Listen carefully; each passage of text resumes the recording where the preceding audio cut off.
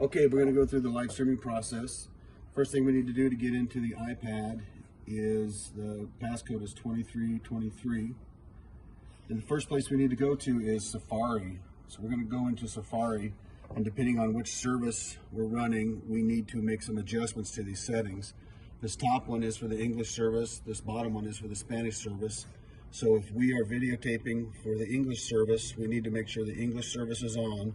We're going to leave the YouTube on because it's going to live stream to both pages at the same time. And in between services, so the next team will need to come in for the Spanish service, turn off the English, and turn on the Spanish. Once that's done, you should be set here. The next place to go is over here. We need to make sure that the sling is turned on. So you have to hold this in for 5 seconds until it turns on. This will blink blue until the router boots up. Once it's solid blue, we're ready to go, and we can go back over to the iPad. So here we have the SlingStudio button, and we'll launch the SlingStudio. The first thing we need to go into is the settings tab, this first menu. And it should memorize the default settings that we have. So we just go into project settings. We'll want to make sure that this SD card is selected right here. And we also want to click on live broadcast.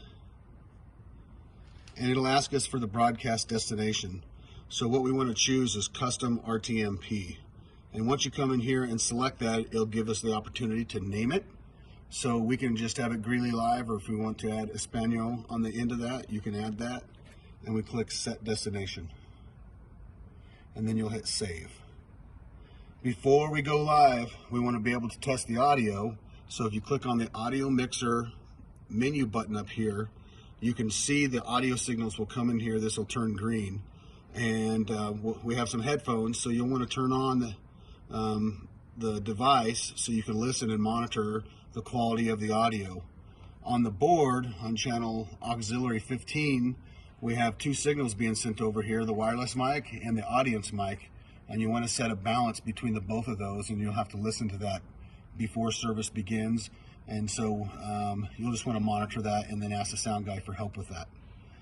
Once your audio is set, you can also turn on the camera up here. The camera power button is located on the side here. It's a little bit dark, but it's on the side. So we'll turn that on. And then we also need to turn on the stream. You have to hold this in for 5 seconds. Once this turns on, we also need to turn on the handle here for the zoom controller to turn the camera on all the way. Whenever we turn the camera on and off, if you turn the camera off, make sure that this button is set to off. And if you turn the camera on, make sure we turn this to on, because it causes a conflict with the camera. So once that is set up, you can see now we have our camera coming in. This top image comes from the computer, and this right here comes from the camera.